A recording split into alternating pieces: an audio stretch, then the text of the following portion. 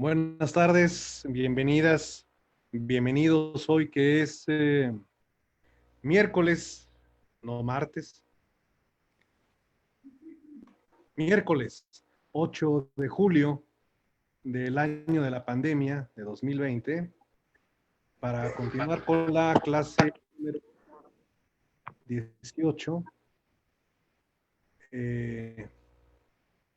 donde vamos a abordar hoy lo que he denominado la paradoja de la prisión preventiva oficiosa.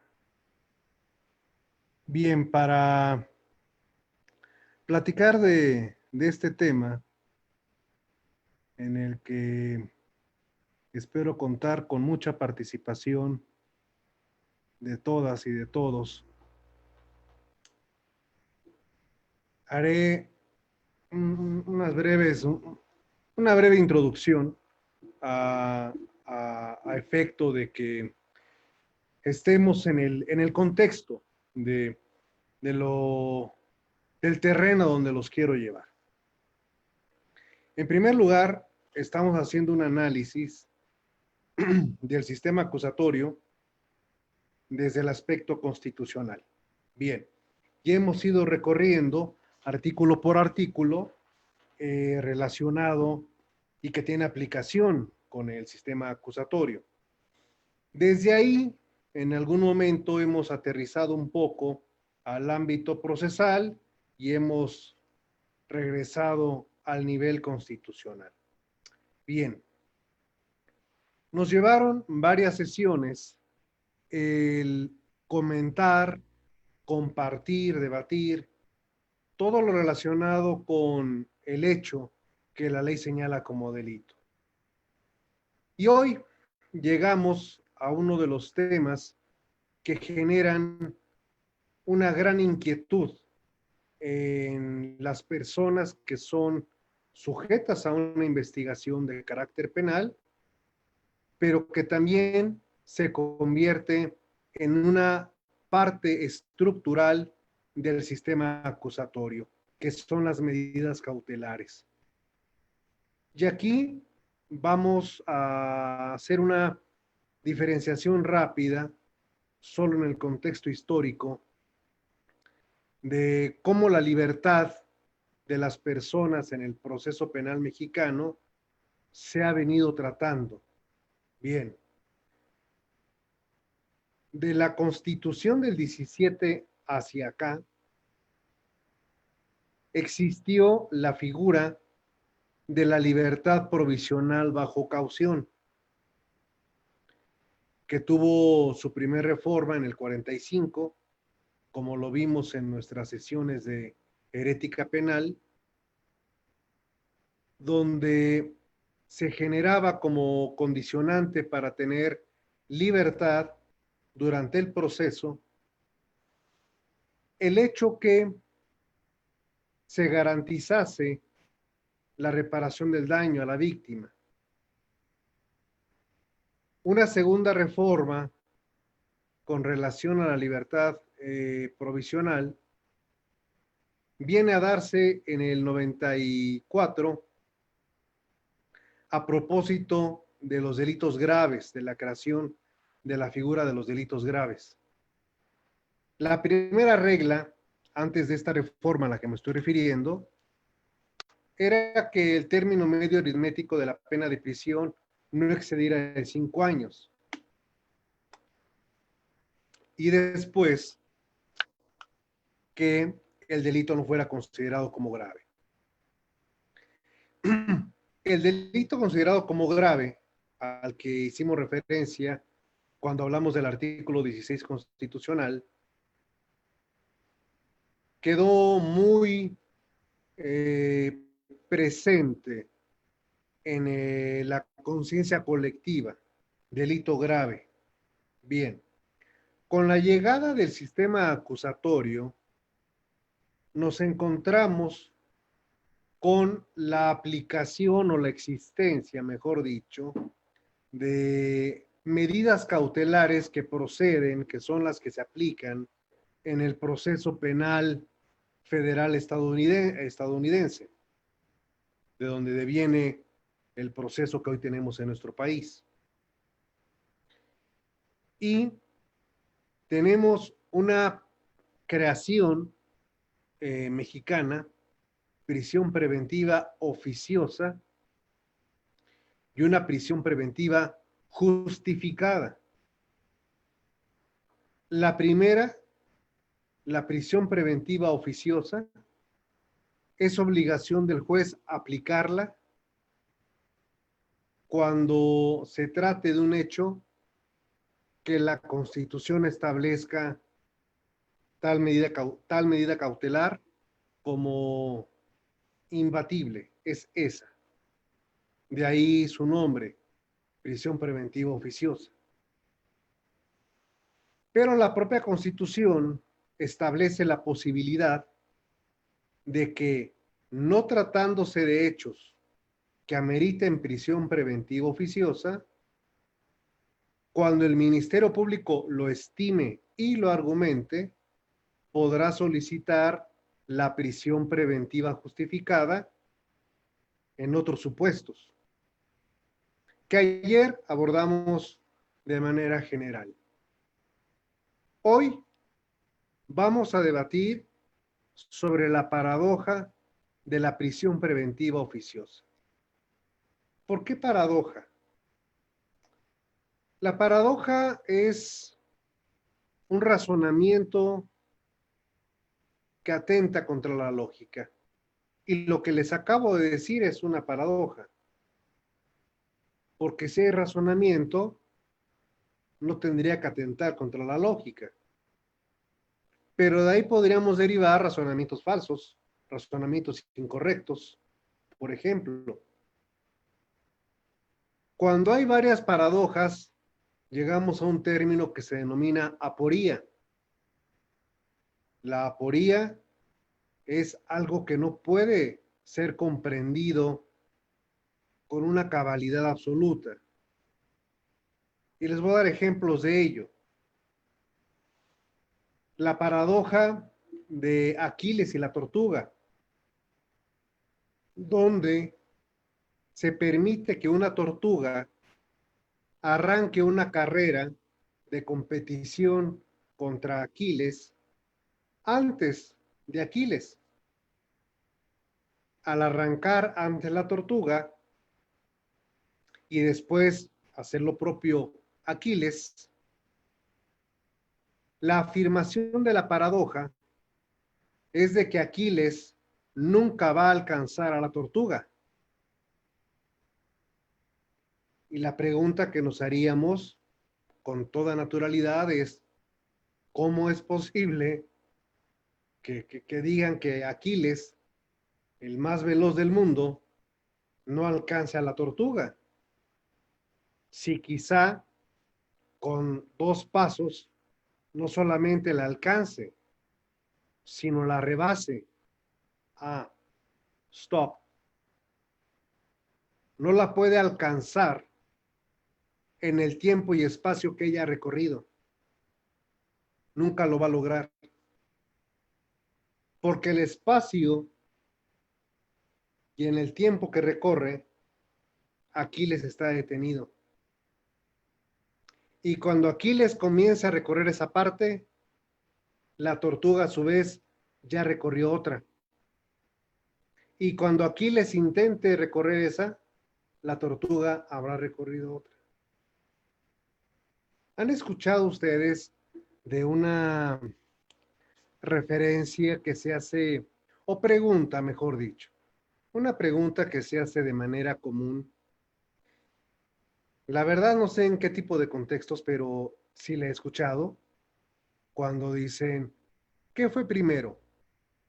¿El huevo o la gallina? Estamos ineludiblemente ante una paradoja que tiene resolución, desde luego. Tiene resolución. Al gran Epicuro, cuyas máximas se las recomiendo, leer sobre Epicuro es extraordinario. Bueno, y sobre todo los filósofos, la verdad. Eh, voy a ir compartiéndoles muchos archivos de ello para orientarlos a a la filosofía para que puedan encontrar la estabilidad mental que les estoy haciendo perder. Epicuro habló mucho del bien, del placer, y a alguien se le ocurrió por ahí inventarle la paradoja de Epicuro que él no hizo, que tiene que ver con temas eh, entre lo agnóstico, entre lo ateo, entre lo creyente, que no son las mismas cosas, pero que va más o menos así. Si el mal existe, es porque alguien sabe que el mal existe y no lo evita, no lo previene. Luego entonces, si existe algo que es omnipotente y que creó el bien, luego entonces no es omnipotente porque no puede con el mal, salvo que el omnipotente no sea para el bien, sino para el mal. Esto ocurre mucho cuando surge una situación desafortunada en la que nos vemos involucrados y tratamos de preguntar y cuestionarnos el por qué pasó esto. Y la primera pregunta es ¿por qué? ¿Por qué a mí? La respuesta inmediata sería ¿y por qué no, verdad? Todo esto que les estoy comentando forma parte de las paradojas, de las aporías. Preguntas que a veces sentimos, pensamos que no van a tener respuesta. Decía Epicuro, por ejemplo, la muerte no existe mientras estás vivo. Y cuando llega es porque ya no lo estás. No podemos conocer la muerte.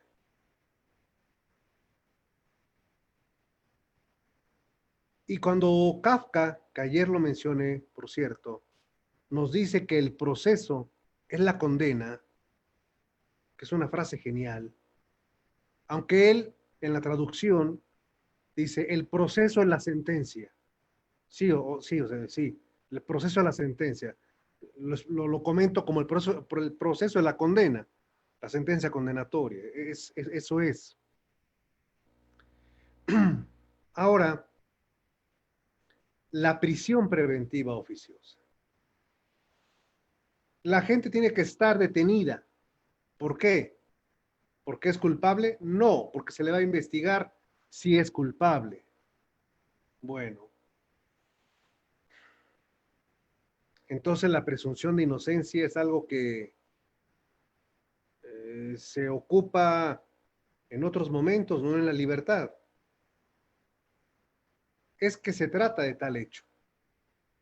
Bueno, estamos entonces ante una excepción de derechos. Bien, quiero saber en cuáles hechos una persona va a estar detenida, privada de su libertad, antes de que sea culpable. Bien, se construye el sistema acusatorio y en el 2008 la Constitución nos dice lo siguiente.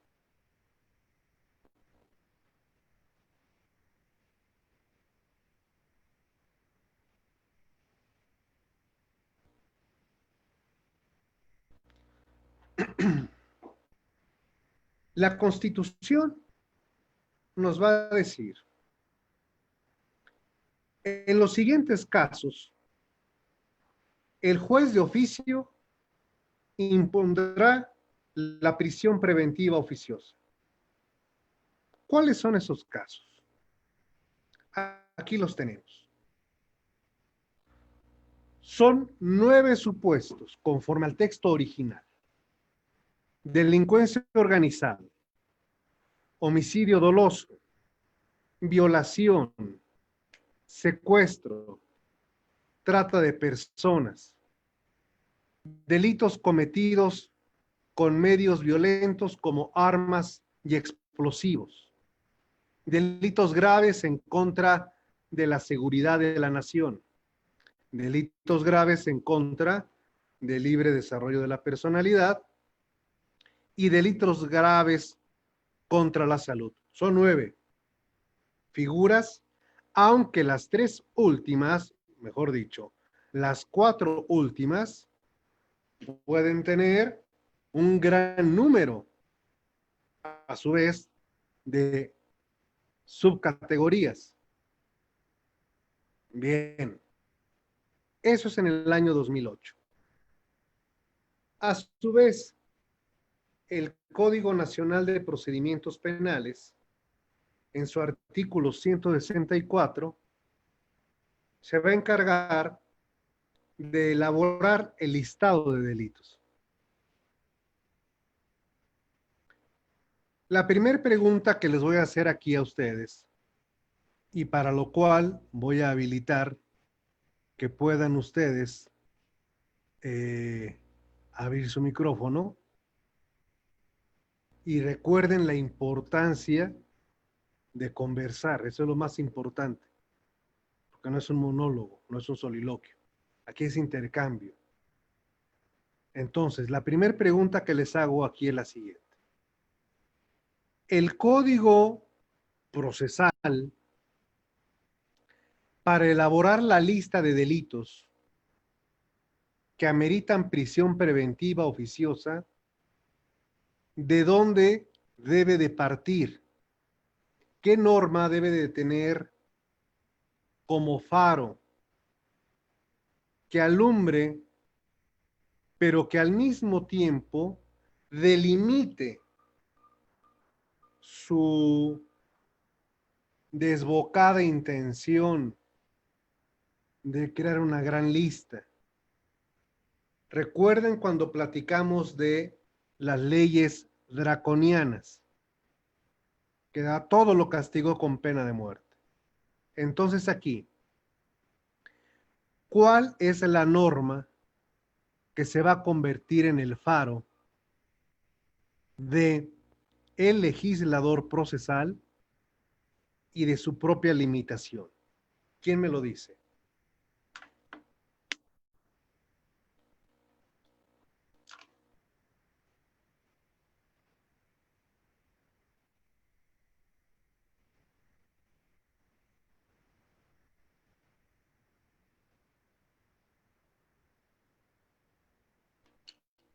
Recuerden, abran sus micrófonos ustedes.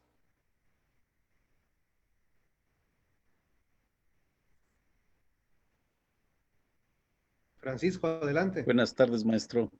Buenas Buenas tardes, tardes. compañeros. Con respecto a la pregunta, maestro, yo creo que se debe de basar en la Constitución Política de los Estados Unidos Mexicanos y las convenciones sobre los derechos humanos, y partir de ahí para hacer el Código Nacional. No sé si esté bien, maestro. Claro, tiene que partir de una cuestión de esa naturaleza. ¿Quién más quiere participar? Recuerden, si no hay participaciones ya no va a haber clases. Así que lo que necesito es que participen, participen, participen. Pues de lo contrario, me quedo aquí hablando solo. Vamos con Redmi. Adelante, Redmi, ¿puede usted levantar su micrófono también, por favor? Maestro, Adelante. mi nombre es Maribel. Yo considero igual que el compañero Francisco que la regla principal la vamos a tomar de la Constitución y enseguida el Código Penal federal o bien del Estado, dependiendo el tipo de procedimiento que se lleve. Bien. Al final, gracias, Miriam, o Maribel, perdón. Maribel. Cuando puedan, pongan su nombre en el usuario para que los pueda identificar. ¿Quién más hace un comentario? Vamos con Juan Carlos Galván. Adelante, Juan Carlos. Sí, pues sirve de parámetro la Constitución. La Constitución pone límites al poder punitivo del Estado y la ley secundaria no puede ampliar. más los que se plantean en la Constitución. Esa es mi aportación Muy de bien, este muy bien. comentario. Gracias, Juan Carlos. Gracias. Marbella, adelante.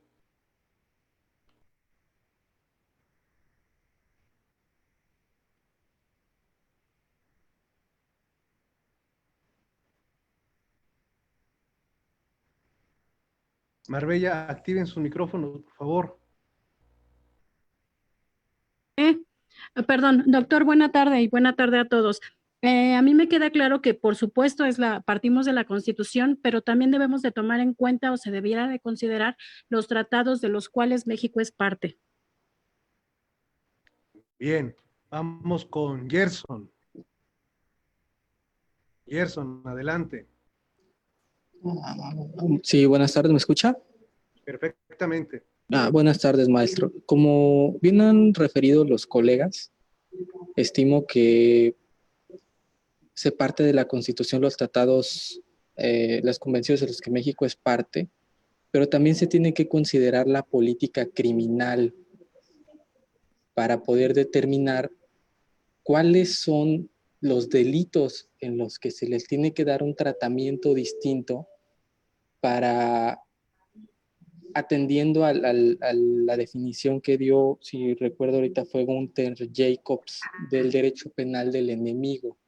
Es decir, establecer un tratamiento diferente a ciertos tipos para poder alcanzar los fines de la política criminal del Estado mexicano. Esa sería mi aportación, maestro. Gracias, Gerson. Gracias. Bien, tenemos que partir de que recuerden lo que les había platicado precisamente de lo que se menciona de manera constante. Y se los había dicho al modo filosófico de Jacques Derrida. Fuera del texto no existe nada. Y eso, traducido jurídicamente, es fuera de la Constitución no hay nada. Todo tiene que devenir de la Constitución. ¿Por qué? Porque el artículo 133, el artículo 1 de la Constitución, el artículo 14, el principio de legalidad al que nos hemos venido refiriendo en las sesiones anteriores, así lo establecen. Bien. Entonces, este es el texto original, año 2008. Vamos a lo siguiente.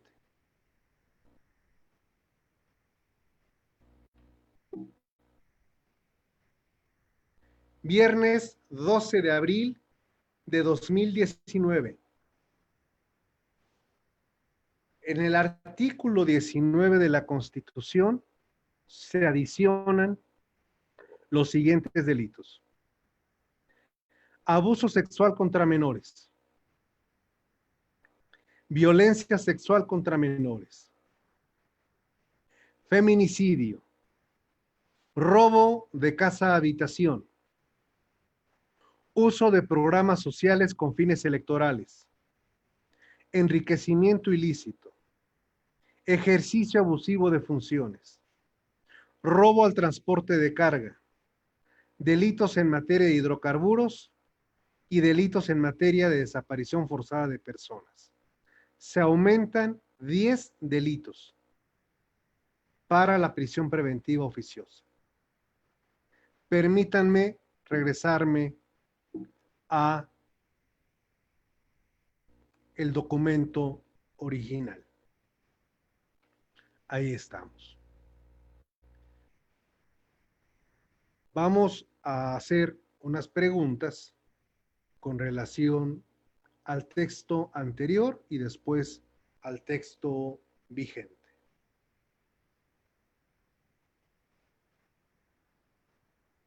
Si entre el 2008 y el 2018 se privaba de la vida a una mujer y su cuerpo se exponía desnudo en una vía pública, ese hecho ameritaba prisión preventiva oficiosa.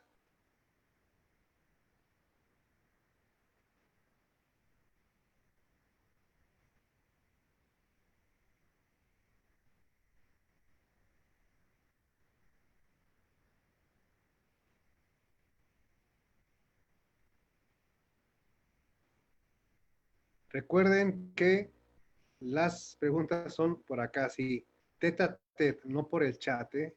No por el chat, no por Facebook, todo es acá. Esa es la dinámica que tenemos que llevar a cabo para nuestras sesiones. Y recuerden que 15 minutos antes siempre coloco el link de acceso para que puedan entrar. Es entrada libre, no se cobra. Estudiar no duele. Vamos con Juan Carlos, de nueva cuenta. Juan Carlos. Sí, yo considero que al no, lo que estuvo pasando, al no incluirse el feminicidio en la prisión preventiva oficiosa, en un principio de legalidad no debía de incluirse como tal. Sin embargo, los jueces hacían una especie de adecuación de la norma y decían, si se está prejuzgando sobre un homicidio, pues con más razón el feminicidio. Y a final de cuentas, no sé cómo haya resuelto la Corte ese tipo de controversias, porque muchos litigantes se iban al amparo cuando trataban de hacer esa adecuación a la norma. Así es, Sería todo. así es. Gracias, Juan Carlos. Por ahí está otro compañero con la manita levantada, Heriberto. Adelante. Gracias, maestro. Buenas tardes. Pues no se contemplaba, estaba el homicidio doloso, como tal feminicidio, ¿no? A reserva de que el homicidio hubiera sido con esas agravantes, perdón, doloso, se contemplaría que no está dentro del nuevo texto, maestro. Bien. Vamos a ver lo que ocurría en aquellos tiempos.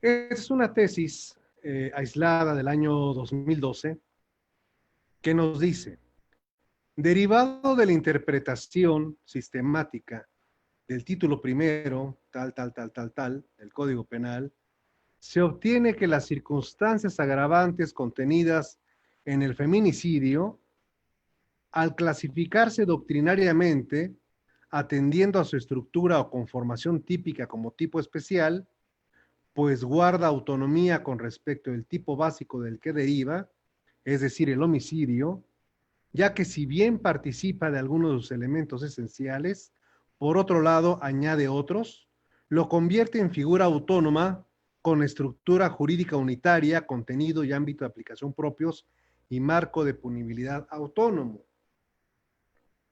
En estos términos, se vendría a decir, bueno, la Constitución no está diciendo feminicidio, dice homicidio. Entonces, ¿cómo podemos imponerle prisión preventiva oficiosa? Y vean lo que estoy preguntando, ¿eh? ¿Cómo podemos imponer prisión preventiva oficiosa? Porque pareciera que es la intencionalidad. A ver, hay que buscarle el cómo, no el no se puede. En la práctica, en consecuencia, en varios estados de la República se actuó de la siguiente manera. Habiéndose tipificado el delito de feminicidio como consecuencia de la sentencia de la Corte Interamericana del Campo Algodonero, las personas que estaban relacionadas con estos hechos eran judicializadas por el delito de homicidio, y vinculadas por homicidio. Cuando llegaba el momento de la acusación, en la acusación se reclasificaba a feminicidio, ya con todas las agravantes que el tipo penal de la legislación estatal respectiva proveía o exigía para su acreditación, acompañándose en el escrito de acusación, como lo sabemos, el listado de medios de prueba a desahogarse en el correspondiente juicio oral. Y de esa manera permitían que la persona investigada estuviese en prisión durante todas las etapas y durante el juicio oral y terminara siendo condenada por feminicidio, pero no con la persona afuera. Y esta situación generaba, pues desde luego, muchas inquietudes en los diferentes estados del país. La falta de que en la Constitución se estableciera el feminicidio. Pero déjenme ir a otra más. Y para ello, acudo de nueva cuenta a la lámina del texto original. Delitos que ameritan prisión preventiva oficiosa. Homicidio doloso, por ejemplo. La pregunta que les voy a hacer aquí es la siguiente. Estamos hablando del 2008 al 2020. Ojo con los tiempos que les estoy manejando.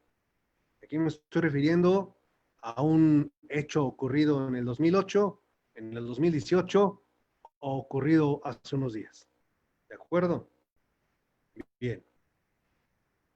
El hecho es que la persona le disparó a la otra, a la cabeza, ¡pum!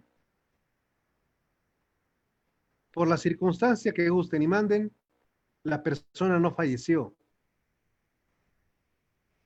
La persona quedó lesionada y se pudo recuperar. Luego entonces, aquí la pregunta es, si el hecho no se consumó,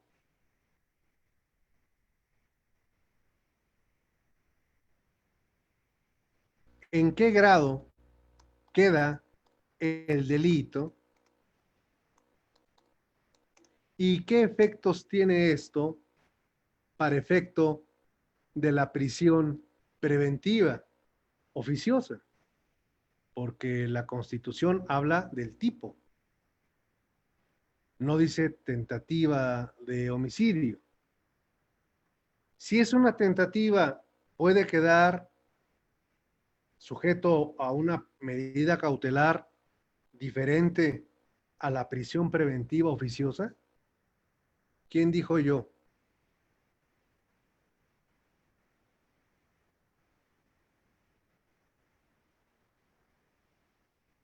Vamos con Elvia. Buenas tardes, Elvia. Buenas tardes. ¿Se escucha? Perfectamente. Yo considero, maestro, que aunque haya sido la intención del activo realizar el homicidio, si este no se dio por causas ajenas a su voluntad y queda en grado de tentativa, no encaja aquí en ninguna de las suposiciones para una prisión preventiva oficiosa, porque queda en grado de tentativa, incluso puede manejarse como lesiones calificadas o ataque peligroso. Bueno, así se ha hecho en algunas ocasiones, pero pues ahora sí que técnicamente y perfectamente alineado con la ley, no encaja en ninguno de los supuestos. Eso es lo que considero. Gracias, Elvia. Elvia, perdón, gracias.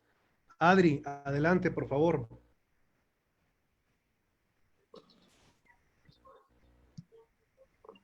Buenas tardes, doctor. Buenas tardes. Bueno, ¿sí me escucha? Sí, adelante. Gracias.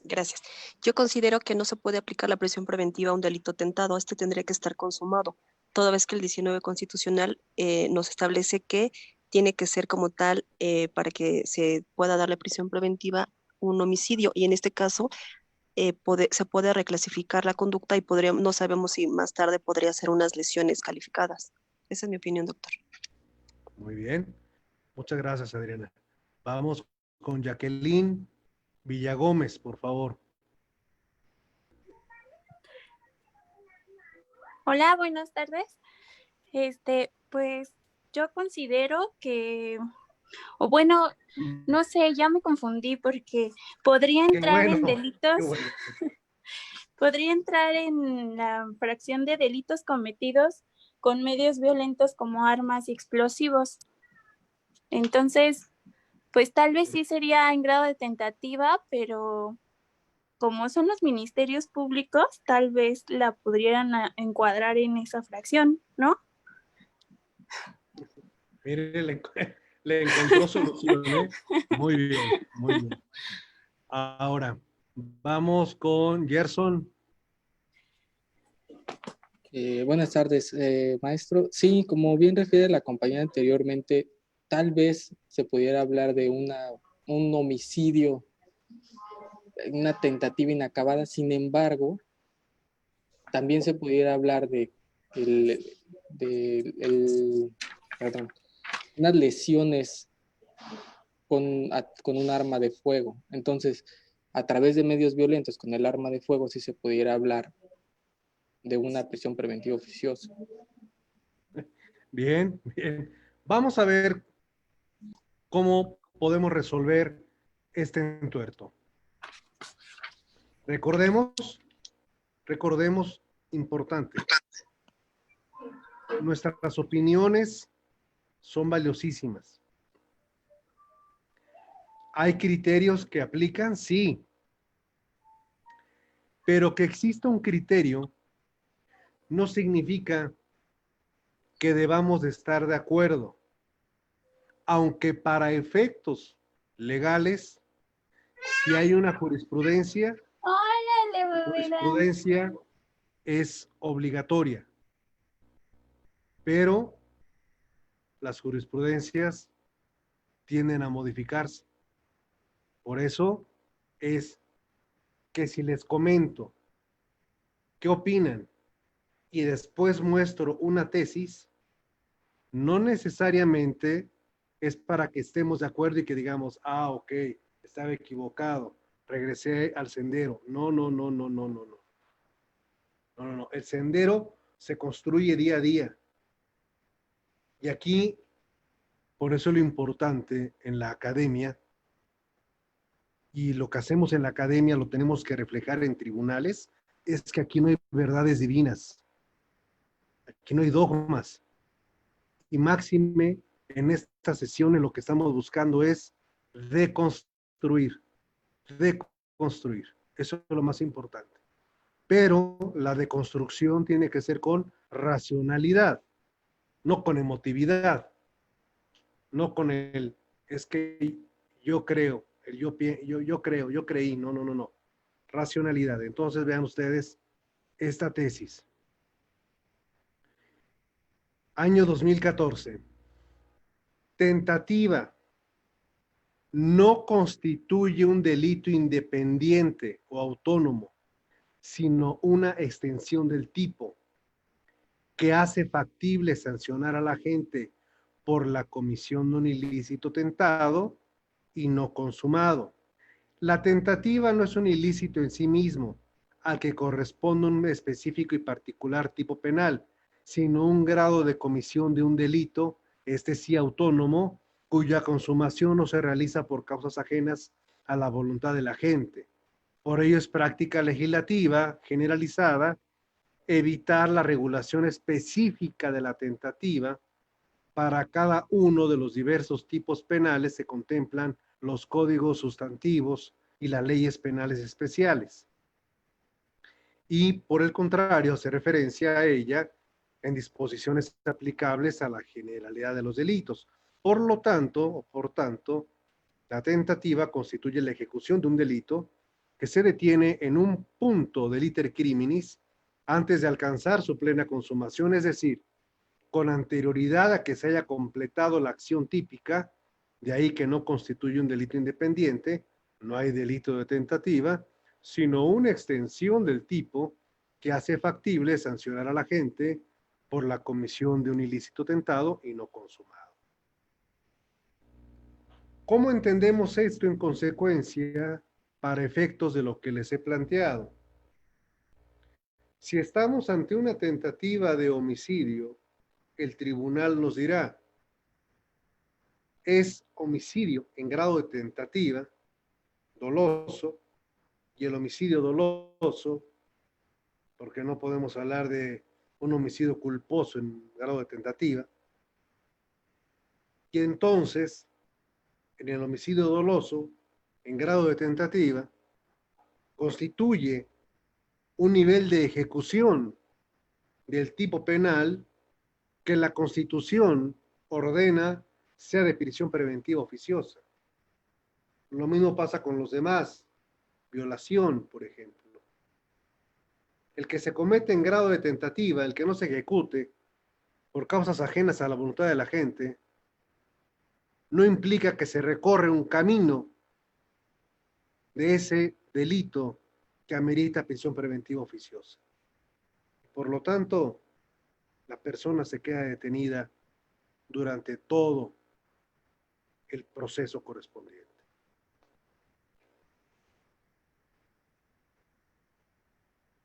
Ahora bien, déjenme llevarlos a la confusión y a la inestabilidad mental que deseo.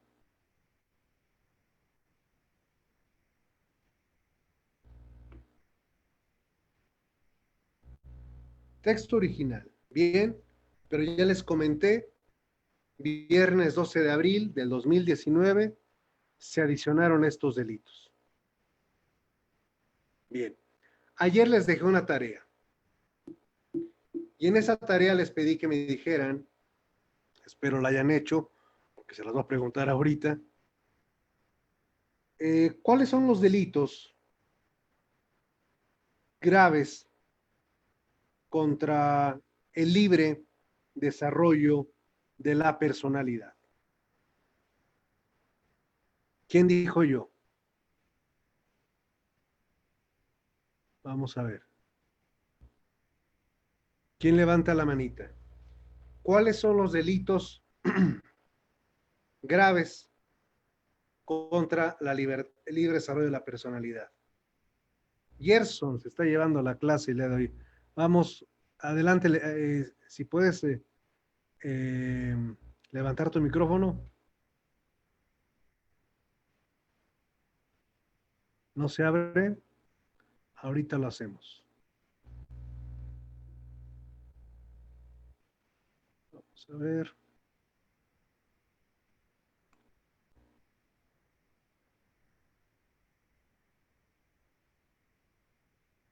Adelante, Gerson. Gracias, maestro. Bueno, en cuanto al Estado de Quintana Roo, el Código Penal del Estado de Quintana Roo contempla en la...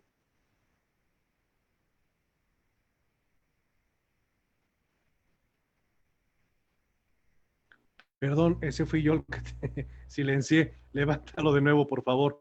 Estaba diciendo que en el Estado de Quintana Roo. Sí, correcto. En el apartado específico de delitos en contra del libre desarrollo de la personalidad, tenemos el de corrupción de menores de edad que no tienen la capacidad para comprender el hecho, pornografía infantil, turismo sexual infantil, lenocinio, violación a la intimidad personal o familiar, venta de niños, niñas y adolescentes y la usurpación de identidad. Es decir, ¿no se encuentra ahí el abuso sexual contra menores? No. Bien. ¿La violencia sexual contra menores es un delito autónomo? Sí, sí, maestro. Bien, muchas gracias. Ahora, vamos a lo siguiente. Ustedes son ministerios públicos, por favor, ministerios públicos. Y les llega una denuncia de una señora, la cual acusa a su colaboradora en los servicios de limpieza del hogar de haberle robado una medalla y 2,000 pesos. Ese es el hecho. Que al ir saliendo la señora de su servicio diario, la denunciante le revisó su bolso y llevaba una medalla que era de ella y 2,000 pesos o 3,000 pesos que tenía por ahí. ¿Amerita prisión preventiva oficiosa, sí o no? Sí, maestro, buenas tardes. yo creo que sí amerita, porque con la reforma esta que habló de abril del 19, ya se contempla el robo a casa habitación como un delito que amerita prisión preventiva oficiosa. Antes, si no era a través de medios violentos, no ameritaba pena de prisión preventiva oficiosa. Pero de acuerdo a la reforma, sí ameritaría, maestro. Muy bien, gracias. Muchas gracias, Heriberto.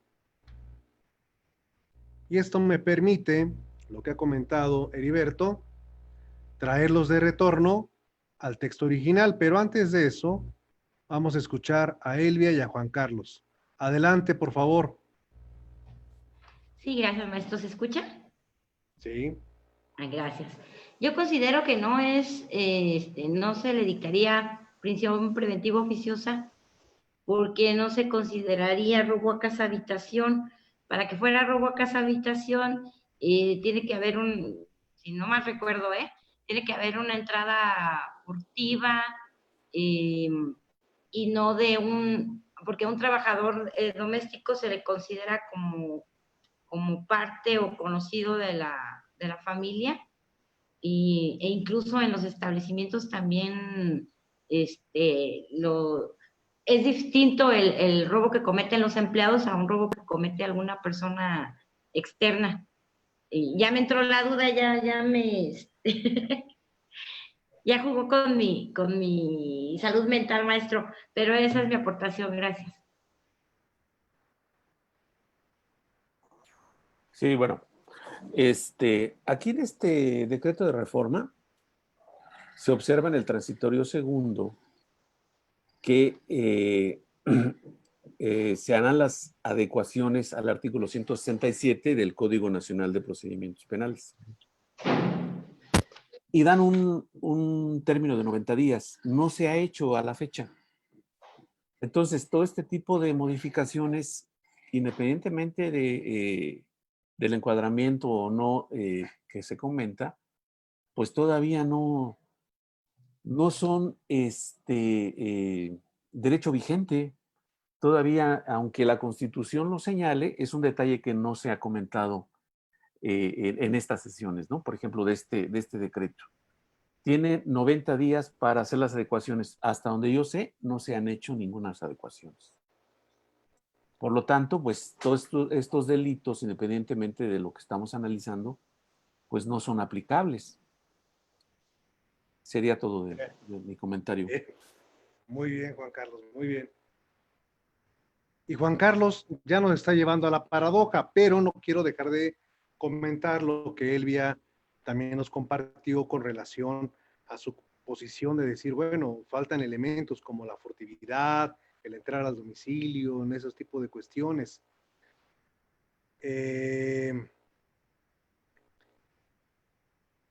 Y dejando momentáneamente de lado la también valiosa colaboración de Juan Carlos en lo que nos acaba de referir. La Constitución dice robo casa habitación. No nos dice en qué casos sí o en qué casos no. En un edificio, en una zona de viviendas, la vecina le roba a la vecina el tanque de gas, por ejemplo. ¿Prisión preventiva oficiosa? ¿O a quienes queríamos tener en prisión preventiva oficiosa castigándolos antes de la condena? Laura, adelante.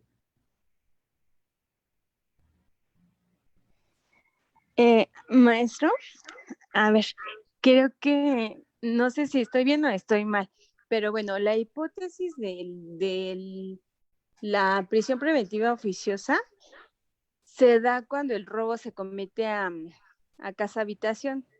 Y como usted lo dice, creo que es cuando alguna persona, cualquier persona se mete a una casa habitación, como así lo describe el tipo, sin mayor análisis. Así en concreto, cualquier persona se mete a una casa que no es suya, yo creo que ahí se daría el delito.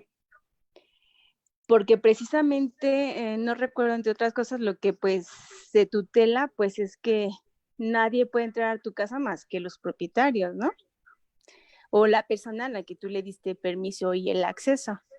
Pero, por ejemplo, en el caso que ponía de la persona que hace la limpieza o la persona que forma parte como del aseo, yo creo que ella no sería prisión preventiva oficiosa porque creo que aquí en la Ciudad de México está previsto el artículo 223 que es una calificativa y que creo que ahí cabe el comportamiento delictivo en todo caso de la persona que haciendo la limpieza se lleva algo que podría ser a lo mejor la fracción tercera, analizando los datos de prueba que se proporcionen, aprovechando alguna relación de trabajo. Quizá por ahí pudiera ser, pero yo creo que no hay que confundir porque el robo a casa habitación cualquier persona lo puede hacer, pero si una persona trabaja para ti, en la limpieza, en lo que sea, y se apodera de algo, ya no se da el robo en esas circunstancias porque sería una circunstancia calificativa prevista en el 223, que es la fracción tercera. Creo que es así. Bien. Todavía no vamos a resolver las dudas. Aquí mi objetivo es incrementarlas al máximo.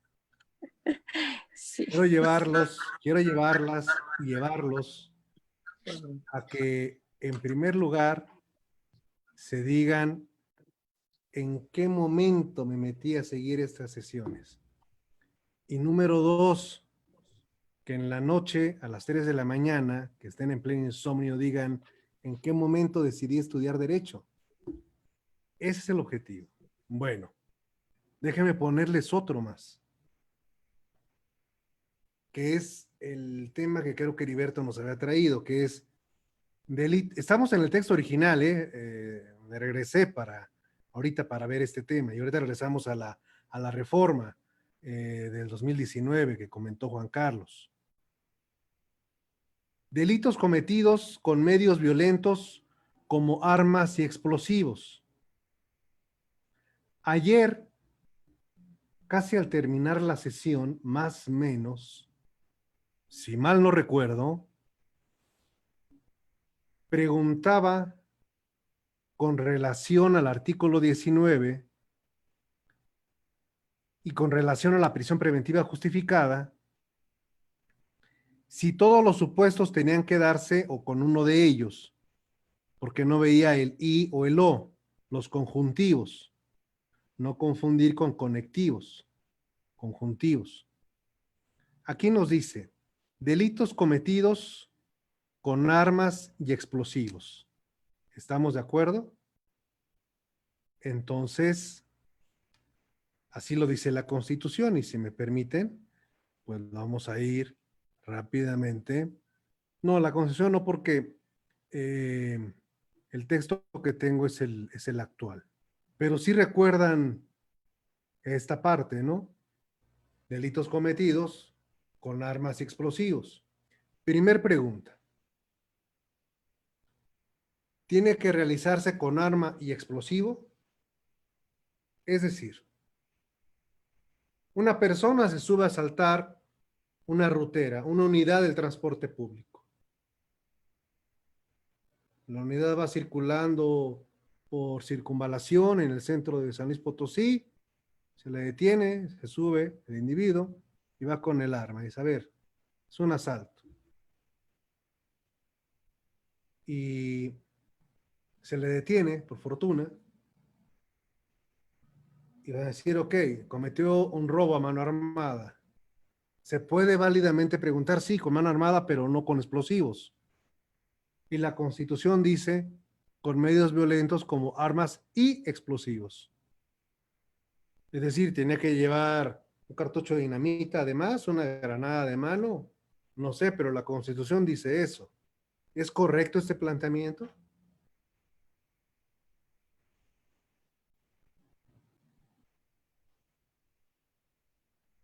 Marbella.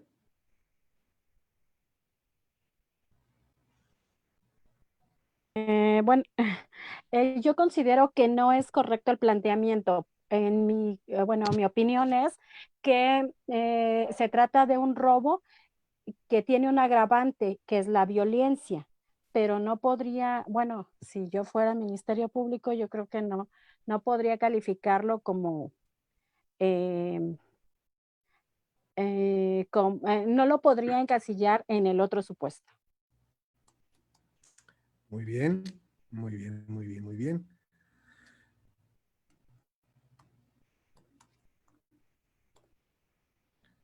En una sesión académica alguien me comentó, dice, claro, el explosivo va dentro de la pistola, es el cartucho, explota, ¡pum! Bueno, se vale, se vale, se vale, se vale. Como estamos llegando al final de la sesión y luego a mí se me olvidan las cosas que les prometo. Aquí está.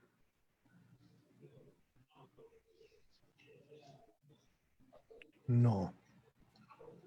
No, no, no.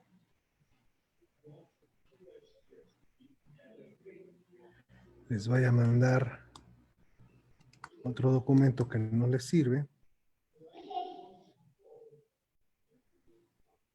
Voy a silenciar ahí rápidamente porque hay otra cuestión. Una persona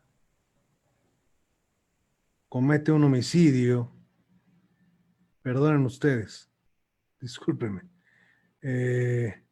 comete un robo utilizando para amagar a la víctima un desarmador.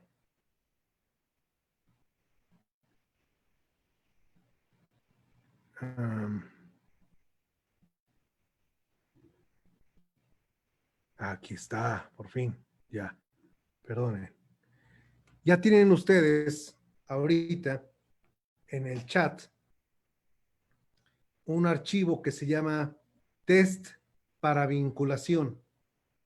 Es la sentencia que hemos analizado en la clase de ayer sobre todo lo que tiene que ver con el hecho. Ahí la tienen para que la puedan estudiar. Ayer se las había ofrecido, se me olvidó pasárselas, pero ya la tienen ahí. ¿Hay paradojas? Claro que hay paradojas en la prisión preventiva oficiosa. Y apenas estamos iniciando, ¿eh? Apenas estamos en el tema de armas y explosivos. Y explosivos, sí o no. ¿Por qué no dice armas o explosivos? Y todavía no entramos al tema que comentó Juan Carlos. Y todavía no entra otro tema mayor. Pero todo eso lo vamos a platicar mañana. Mañana a partir de la 1:00. Y de nuevo, a quienes hacen el favor de vernos en línea, que tienen la oportunidad ahorita de vernos en línea en Facebook, entren a Zoom. Coloco el link antes de las clases y aquí pueden participar. No se cobra, no duele, no les pasa nada malo, no emite radiaciones radioactivas, ni les chupa el alma. ¿Ok? Gracias. Abandonen la sesión porque tengo una junta y voy a ocupar el mismo link para mi junta de trabajo. Gracias. Nos vemos. No tengo que apagarla. No, tengo que apagarla porque si no se va a quedar mi junta en Facebook. Genero otra liga. Nos vemos. Gracias por todo. Hasta mañana. Gracias, maestro.